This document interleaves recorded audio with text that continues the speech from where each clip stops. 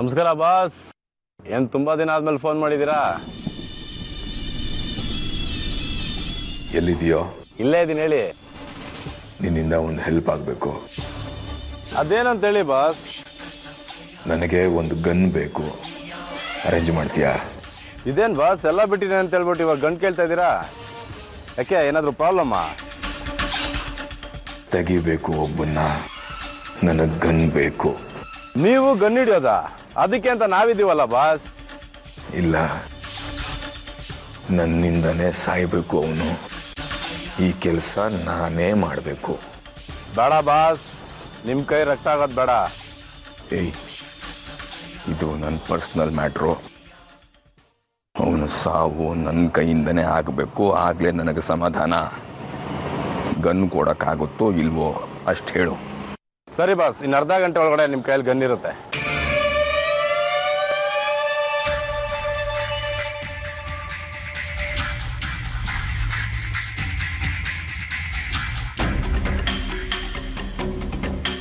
ಆದಿ, ಇವತ್ತಿಗೆ ಮುಗೀತು ಕಣೋ. ನನ್ನ ಮಗುನ ನನ್ನಿಂದ ಕಿತ್ಕೊಂಡೆ ಅಲ್ವಾ? ಇವತ್ತಿಗೆ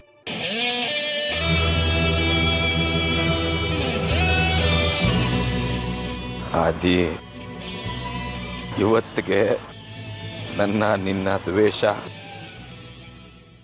ಮುಗೀತು.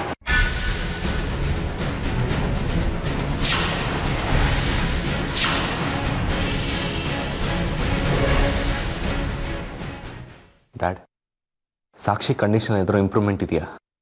ಡಾಕ್ಟ್ರ್ ಏನು ಹೇಳಿದರು? ಯಾವ ಇಂಪ್ರೂವ್ಮೆಂಟ್ಸು ಇಲ್ಲ ಆರ್ಯ, ಹಾಗೆ ಇದ್ದಾಳೆ. ಡಾಕ್ಟ್ರು ಬೇರೆ ಪ್ರಜ್ಞೆ ಬರೋ ತನಕ ಏನು ಹೇಳೋಕ್ಕಾಗಲ್ಲ ಅಂತ ಹೇಳ್ತಿದ್ದಾರೆ. ಹೌದಾ?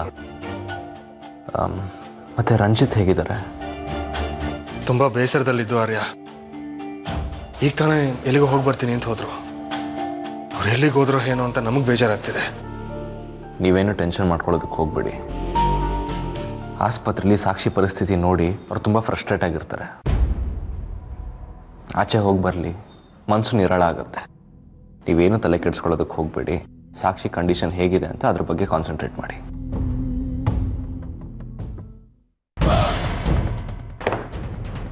ನೀವು ಯಾಕ್ರಿ ಬಂದ್ರೆ ಇಲ್ಲಿಗೆ?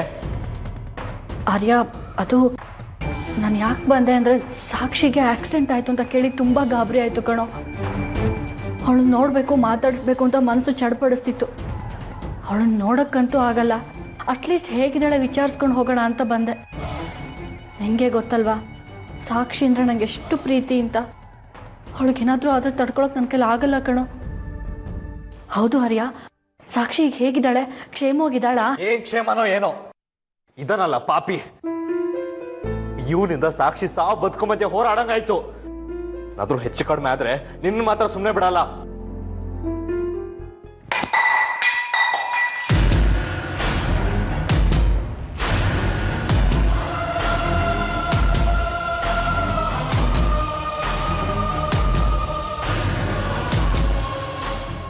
ಜೀವನ್ ಪರ್ಯಂತ ಜೈಲಲ್ಲಿ ಕೊಳೆಯೋ ಹಾಗೆ ಮಾಡ್ತೀನಿ. ಛೇ, ಸಾಕ್ಷಿ ಆದಿತ್ಯನ ಮೇಲೆ ತನ್ನ ಪ್ರಾಣನೇ ಇಟ್ಕೊಂಡಿದ್ಲು. ಆದರೆ ಇವನು ಅವಳ ಪ್ರಾಣನೇ ತೆಗಿಯಕ್ಕೆ ಹೊರಟಿದ್ದಾನೆ. ಇವನು ಹೀಗೆ ಮಾಡ್ತಾನೆ ಅಂತ ನಾನು ಅನ್ಕೊಂಡಿರ್ಲಿಲ್ಲ ಕಣೋ. ನೀನೇನು ಅನ್ಕೊಳ್ಳಲ್ಲ ಅಂದರೆ ನಂಗೆ 2 ನಿಮಿಷ ಟೈಮ್ ಕೊಡ್ತೀಯಾ? ನಾನು ಅವನ ಜೊತೆ ಮಾತಾಡ್ಕೊಂಡು ಬರ್ತೀನಿ. ಅವ್ನು ಯಾಕೆ ಹೀಗೆ ಮಾಡ್ದ ಅಂತ ಒಂದ್ಸಲ ಕೇಳ್ತೀನಿ. ಆದರೆ ಪ್ರವೋಕ್ ಮಾಡೋದಕ್ಕೆ ಹೋಗ್ಬೇಡಿ, ಕಾಮಾಗಿ ಕೇಳಿ.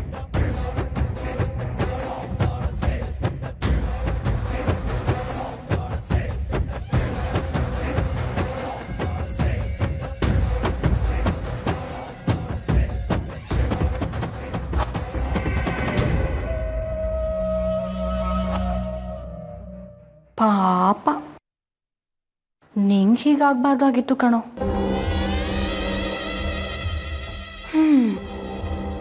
ಸಾಕ್ಷಿ ನಿನ್ನನ್ನು ಅಷ್ಟೊಂದು ಇಷ್ಟಪಡ್ತಿದ್ಲು. ಸಾಕ್ಷಿಗೆ ಹೋಗಿ ಹೋಗಿ ಯಾಕೋ ಹೀಗೆ ಮಾಡಿದೆ? ಅದನ್ನೆಲ್ಲ ಕೇಳೋದಕ್ಕೆ ನೀನು ಯಾರೇ? ನಾನು ಏನು ಮಾಡ್ತೀನಿ ಹೇಗೆ ಮಾಡ್ತೀನಿ ಅಂತ ಕೇಳೋದಕ್ಕೆ ನೀನೇ ನನ್ನ ರಕ್ತ ಸಂಬಂಧಿನ ಅಥವಾ ಫ್ರೆಂಡಾ? ಬಾಯ್ ಮುಚ್ಕೊಳ್ಳಿಂದ ಹೋಗ್ತಾ ಇರ್ಬೇಕು.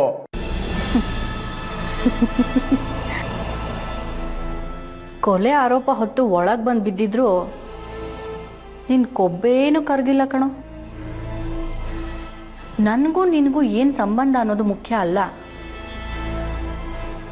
ನೀನು ಹೀಗೆ ಒಳಗೆ ಸೇರೋದಕ್ಕೆ ಯಾರು ಕಾರಣ ಅಂದ್ಕೊಂಡಿದ್ಯಾ? ಯಾಕೆ ಹಾಗೆ ನೋಡ್ತಿದ್ಯಾ?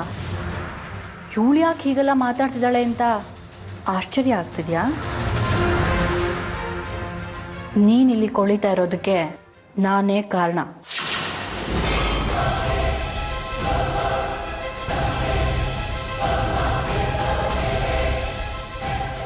ಸಾಕ್ಷಿಗೆ ಆಕ್ಸಿಡೆಂಟ್ ಮಾಡಿಸಿದ್ದು ನಾನೇ.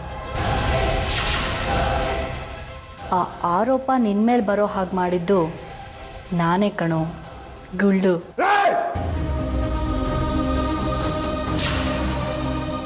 ನಿನ್ನ ಇಡೀ ಫ್ಯಾಮಿಲಿನ ನಾಶ ಮಾಡೋದೇ ನನ್ನ ಉದ್ದೇಶ ಆಗಿತ್ತು.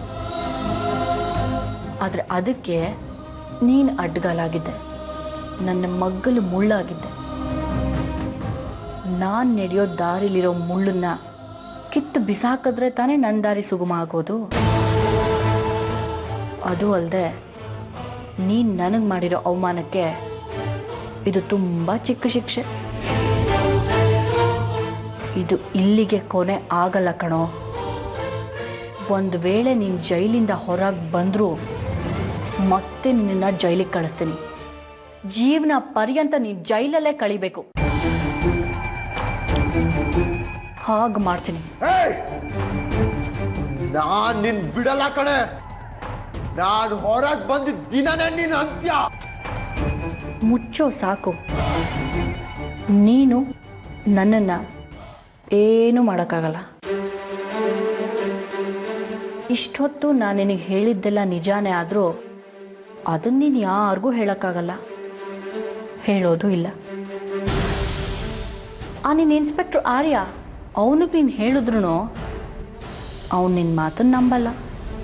ಬಿಕಾಸ್ ಅವರೆಲ್ಲರ ಪ್ರಕಾರ ಈ ಆಕ್ಸಿಡೆಂಟ್ ಮಾಡಿದ್ದು ನೀನೇ.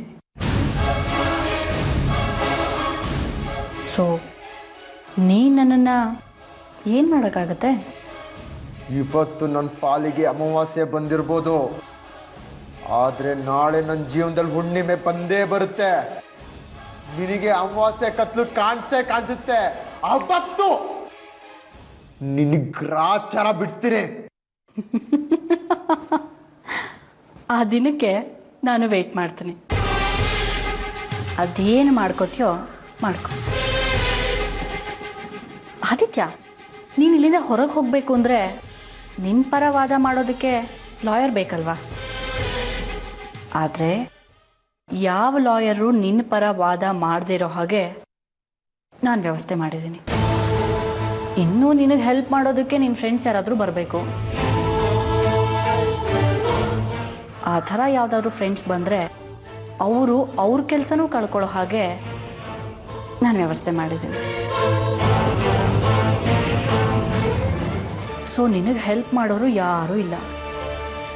ಅಷ್ಟೇ ಅಲ್ಲ ಆದಿತ್ಯ, ನಿನ್ನ ಹೆತ್ತ ತಾಯಿ ಆರ್ತಿ, ಅವಳು ಕೂಡ ನಿನ್ನನ್ನು ದ್ವೇಷ ಮಾಡೋ ಹಾಗೆ ನಾನು ಮಾಡಿದ್ದೀನಿ. ಅಲ್ಲಿಗೆ ಆ ದೇವರೇ ಬಂದರೂ ನಿನ್ನನ್ನು ಕಾಪಾಡೋದಕ್ಕೆ ಸಾಧ್ಯ ಇಲ್ಲ.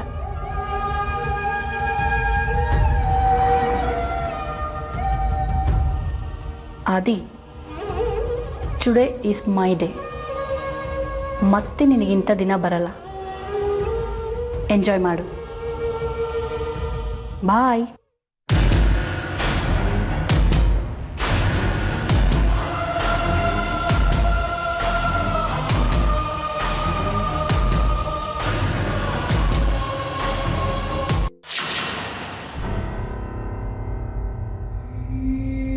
ಬಾಸ್, ಈಗಲಾದ್ರೂ ಹೇಳಿ ಬಾಸ್, ಅದ್ಯಾರು ಅಂತ. ನಿಮ್ಮ ಹೆಸರು ರೀಚನೆ ಬರಬಾರ್ದು. ನನ್ನ ಕೆಲಸ ಮುಗಿಸ್ಕೊಡ್ತೀನಿ. ಪರ್ಸ್ನಲ್ ಅಂತ ಹೇಳಿದ್ನಲ್ಲೋ, ಅವನು ನನ್ನ ಕೈಯಾರ ನಾನೇ ಸಾಯಿಸ್ಬೇಕು. ನನಗೆ ತೃಪ್ತಿ ಆಗಬೇಕು. ನಿಮಗಿಷ್ಟು ಕೋಪ ಬರ್ಸೋನೆ ಅಂತಂದ್ಮೇಲೆ ಅವ್ನು ಯಾರು ಅಂತನಾದ್ರೂ ಹೇಳಿ ಬಾಸ್. ಆದಿತ್ಯ ಆದಿತ್ಯ ಆದಿತ್ಯ. ಯಾವ ಆದಿತ್ಯ ಬಾಸ್?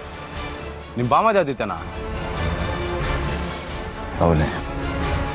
ಬೇಡ ಬಾಸ್, ಇವಾಗ ನೀವೇನಾದ್ರೂ ಅವನ್ನ ಸಾಯಿಸೋದಕ್ಕೆ ಹೋದ್ರೆ ನೀವೇ ಅಂದರ ಆಗ್ಬಿಡ್ತೀರಾ. ಆಮೇಲೆ ಅದಕ್ಕೆ ಗತಿ ಏನು ಬಾಸ್ ಪಾಪ. ಏನೂ ಆಗಲ್ಲ ಬಿಡಲ್ಲೋ. ನನ್ನ ಹೆಂಡತಿ ಅಣ್ಣ ಅನ್ನೋ ಕಾರಣಕ್ಕೆ ಅವನಿಗೆ ಇಷ್ಟು ದಿವಸ ಪ್ರಾಣ ಭಿಕ್ಷೆ ಕೊಟ್ಟಿದ್ದ ತಪ್ಪಿಗೆ ಇವತ್ತು ನನ್ನ ಮಗು ಪ್ರಾಣ ತಗೊಂಡ್ಬಿಟ್ಟ ಕಣೋ ಅವನು. ನನ್ನ ಮಗು ತಾಯಿ ಹೊಟ್ಟೆಲಿದ್ದಾಗಲೇ ಸತ್ತೋಯ್ತು. ನನ್ನ ಹೆಂಡತಿ ಹಾಸ್ಪಿಟ್ಲಲ್ಲಿ ಸಾವು ಬದುಕಿನ ಮಧ್ಯೆ ಹೋರಾಡ್ತಿದ್ದಾಳೆ. ಇಷ್ಟಕ್ಕೆಲ್ಲ ಕಾರಣ ಆದಿತ್ಯ. ಅವನು ಪ್ರಾಣ ಬಲಿ ತಗೊಂಡು ನನ್ನ ಮಗು ಆತ್ಮಕ್ಕೆ ಶಾಂತಿ ಕೊಡಿಸ್ಬೇಕು ನಾನು.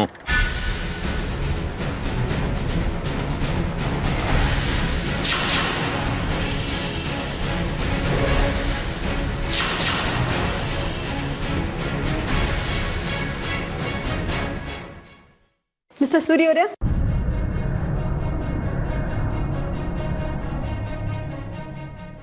ನಿಮ್ಮ ಅಳಿಯ ರಂಜಿತ್ ಅಲ್ಲಿ? ಅವರು ಹೊರಗಡೆ ಹೋಗಿದ್ದಾರೆ. ಏನು ವಿಷಯ? ಏನಿಲ್ಲ, ಇದೊಂದು ಫಾರ್ಮ್ ಸೈನ್ ಆಗಬೇಕಾಗಿತ್ತು. ಮತ್ತೆ ಅವ್ರು ಬಂದು ಗಲಾಟೆ ಮಾಡಬಾರ್ದಲ್ಲ, ನನ್ನ ಪರ್ಮಿಷನ್ ಅಲ್ಲದೆ ಹೇಗೆ ಆಪರೇಷನ್ ಮಾಡಿದ್ರಿ ಅಂತ, ಅದಕ್ಕೆ. ಒಂದು ನಿಮಿಷ ಇದೆ.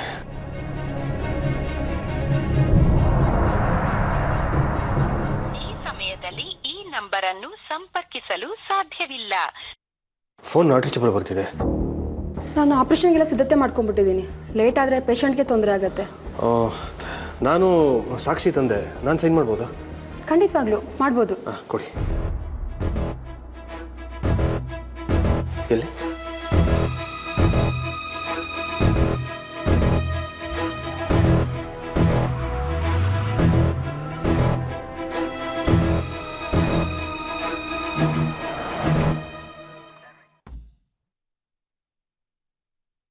ಸೂರ್ಯರೇ, ಏನಾಯ್ತು? ಏನಿಲ್ಲ, ರಂಜಿತ್ ಇಲ್ಲೇ ಬರ್ತೀನಿ ಅಂತ ಹೋದ್ರು. ಫೋನ್ ಮಾಡಿದ್ರೆ ನಾಟ್ ರೀಚಬಲ್ ಬರ್ತಾ ಇದೆ. ಎಲ್ಲಿಗೆ ಹೋದ್ರು ಅಂತ ಗೊತ್ತಾಗ್ತಾ ಇಲ್ಲ.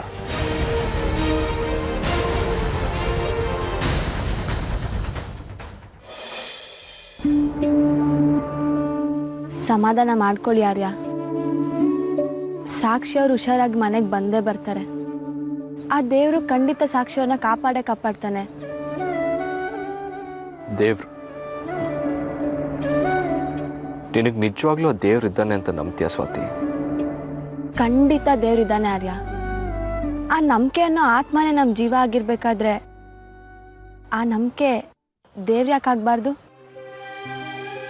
ಆ ನಂಬಿಕೆ ನನಗಿಲ್ಲ.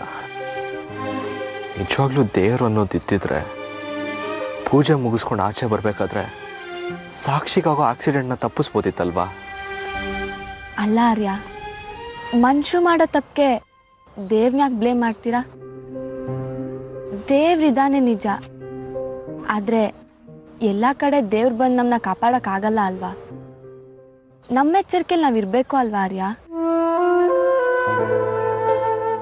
ನಿಜ ಸ್ವಾತಿ, ಆದರೆ ಸಾಕ್ಷಿ ಏನು ಮಾಡಿದ್ಲು ಅಂತ ಈ ಶಿಕ್ಷೆ ಅಲ್ಲ ಆರ್ಯ. ಯಾವ್ಯಾವ ಟೈಮಲ್ಲಿ ಏನೇನಾಗಬೇಕೋ ಹಾಗೆ ಆಗೋದು. ನಾವು ಅಂದ್ಕೊಂಡಾಗ ಏನೂ ಆಗಲ್ಲ. ಇಲ್ಲ ಸ್ವಾತಿ, ದೇವ್ರಿದ್ದಾನೆ ಅಂತ ನಂಗೆ ಅನ್ನಿಸ್ತಿಲ್ಲ.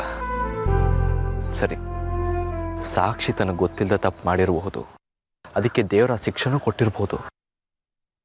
ಆದರೆ ಪಾಪ ಹೊಟ್ಟೆಲಿರೋ ಮಗು ಏನು ತಪ್ಪು ಮಾಡಿತ್ತು? ಅದು ಕಣ್ಣು ಬಿಡೋಕ್ಕಿಂತ ಮುಂಚೆನ ದೇವ್ರ ಅದ್ರ ಪ್ರಾಣನ ಕಿತ್ಕೊಂಡ್ಬಿಟ್ಟ.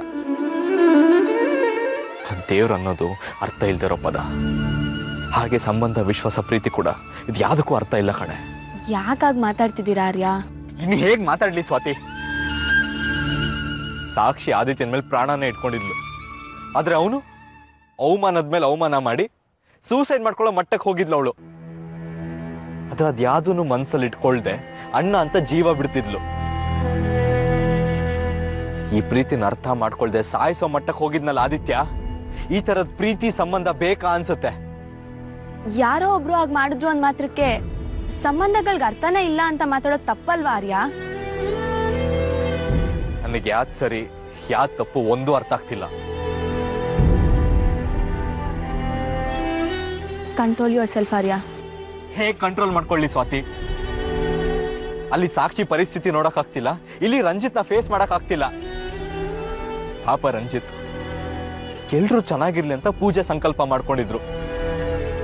ಆದ್ರೆ ಪೂಜದ ಫಲ? ರಂಜಿತ್ ಪೂಜೆನ ಕ್ಯಾನ್ಸಲ್ ಮಾಡ್ತೀನಿ ಅಂತ ಹೇಳ್ತಿದ್ರು. ನಾವೆಲ್ಲರೂ ಸೇರ್ಕೊಂಡು ಪೂಜೆ ಕ್ಯಾನ್ಸಲ್ ಮಾಡಬೇಡಿ ಅಂತ ಹೇಳಿದ್ವಿ. ಪಾಪ ನಮ್ಮ ಒತ್ತಾಯಕ್ಕೆ ಅವ್ರ ಪೂಜೆನ ಇಟ್ಕೊಂಡ್ರು. ಆದ್ರೆ ದೇವಸ್ಥಾನ ಮುಂದೆನೆ ಹೀಗಾಗುತ್ತೆ ಅಂದ್ರೆ ಒಂದು ಅರ್ಥ ಆಗಲ್ಲ. ಜೀವನನೇ ಬೇಡ ಅನ್ನಿಸ್ತಿದೆ.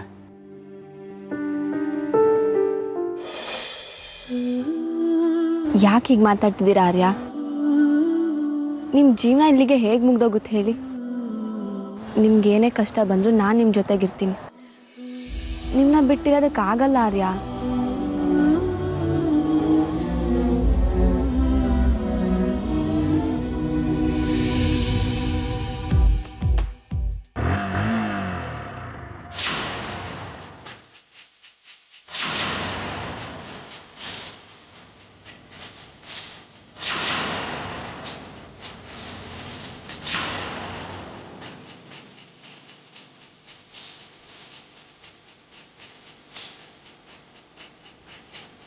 ಸರ್, ಯಾರು ಬೇಕಿತ್ತು? ಇನ್ಸ್ಪೆಕ್ಟರ್ ಆರ್ಯ, ನಾನು ಅವ್ರ ಭಾವ. ಅವ್ರು ಹೊರಗಡೆ ಇದ್ದಾರೆ, ಕೂತ್ಕೊಳ್ಳಿ, ಬರ್ತಾರೆ.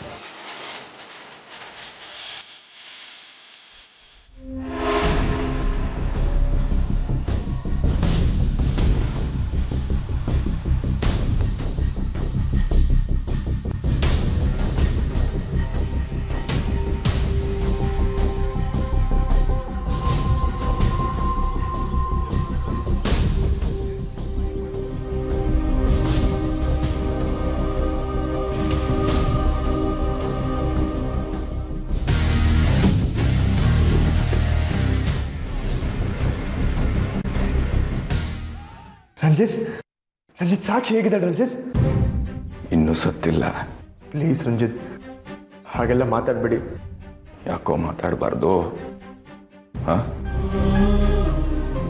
ನನ್ನ ಮಗನ ಕೊಂದು ನನ್ನ ಹೆಂಡ್ತಿನ ಸಾವು ಬದುಕಿನ ಮಧ್ಯೆ ಹೋರಾಡೋ ಪರಿಸ್ಥಿತಿಗೆ ತಂದು ಇಲ್ಲಿ ಬಂದು ತುಂಬ ಆರಾಮವಾಗಿದೆಯಾ? ಓ, ಜೈಲಲ್ಲಿದ್ರೆ ಏನಾಯ್ತು? ಯಾರೋ ಬಂದು ಬೇಲ್ ಕೊಡ್ತಾರೆ. ಆಚೆ ಬಂದ ಮೇಲೆ ಯಾರ್ಯಾರಿಗೆ ಇನ್ನೂ ಹೇಗೆ ತೊಂದರೆ ಕೊಡ್ಬೋದು ಅಂತ ಸ್ಕೆಚ್ ಆಗ್ತಿದ್ಯಾ? ಇಲ್ಲ ರಂಜಿತ್, ನಿಜವಾಗ್ಲೂ ಹೇಳ್ತೀನಿ, ಆ ಥರ ಯೋಚನೆ ಮಾಡ್ತಿಲ್ಲ ರಂಜಿತ್. ನಾನು ಸ್ವಲ್ಪ ಅರ್ಥ ಮಾಡ್ಕೊಳ್ಳಿ ರಂಜಿತ್. ಸಾಕ್ಷಿ ಆಕ್ಸಿಡೆಂಟ್ ನಾನು ಮಾಡಿಲ್ಲ. ಇದೆಲ್ಲ ಮಾಡಿರೋದು ಅರ್ಪಿತಾ. ಅವಳೇ ಈ ರೀತಿ ಪ್ಲಾನ್ ಮಾಡಿ ಎಲ್ಲ ನನ್ನ ಮೇಲೆ ಹಾಕಿದಾಳೆ. ನನ್ನ ಮಾತು ನಂಬಿ ರಂಜಿತ್. ಮುಚ್ಚೋ ಬಾಯಿಲೇ. ಮಾಡೋದೆಲ್ಲ ಮಾಡಿ ಇವಾಗ ಸತ್ಯ ಹರಿಶ್ಚಂದ್ರನ್ ಥರ ಪೋಸ್ ಕೊಡ್ತಿದ್ಯಾ? ಎಲ್ಲ ತಪ್ಪುಗಳನ್ನು ನೀನು ಮಾಡಿ ಅರ್ಪಿತಿನ ಮೇಲೆ ಹಾಕಿದ್ರೆ ನಂಬ್ತೀನಿ ಅಂದ್ಕೊಂಡಿದ್ಯೇನೋ? ಮುಗೀತು ಮುಗೀತು ಅದಿ. ಇವತ್ತಿಗೆ ನಿನ್ನ ಆಟ ಮುಗೀತು. ಆ ದೇವರೇ ಬಂದ್ರು ಇವತ್ತು ನನ್ನಿಂದ ನಿನ್ನನ್ನು ಕಾಪಾಡೋಕ್ಕಾಗಲ್ಲ ಕಣೋ. ರಂಜಿತ್ ಪ್ಲೀಸ್ ರಂಜಿತ್, ನಾನು ಹೇಳೋದನ್ನ ಸ್ವಲ್ಪ ಸಮಾಧಾನವಾಗಿ ಕೇಳಿ ಪ್ಲೀಸ್. ಏನು ಕೇಳೋದು? ಏನು ಕೇಳೋದು ಹೇಳು? ಏನು ಉಳಿಸಿದ್ಯಾ ಕೇಳಕ್ಕೆ? ಸಾಕ್ಷಿ ನಿನ್ನ ಮೇಲೆ ಎಷ್ಟೊಂದು ಪ್ರೀತಿ ಇಟ್ಕೊಂಡಿದ್ಲಲ್ಲೋ, ಅಂಥವಳನ್ನ ಇವತ್ತು ಆ ಸ್ಥಿತಿಗೆ ತಂದಿದ್ಯಲ್ಲ. ಅಣ್ಣನ ನೀನು, ಅಣ್ಣ ಅನ್ನೋ ಪದಕ್ಕೆ ಕಳಂಕ ನೀನು. ಮದುವೆ ಮಂಟಪದಲ್ಲಿ ಕೈ ಕೊಟ್ಟು ನನ್ನ ತಂಗಿ ಬದುಕನ್ನ ಹಾಳು ಮಾಡಿದ್ದಾಯ್ತು. ನಿನ್ನ ಸ್ವಂತ ತಂಗಿ ಅಂತನೂ ನೋಡಿದೆ. ನನ್ನ ಮೇಲಿನ ಸೇಡನ್ನ ಅವಳನ್ನ ತೀರ್ಸ್ಕೊಂಡೆಲ್ಲ ನೀನು. ಏನೋ ಮಾಡಿದ್ಲು ಅವಳು ನಿನಗೆ? ಏನ್ ಮಾಡಿದ್ಲೋ? ನಾನು ಅಲ್ಲೇ ಇದ್ನಲ್ಲೋ.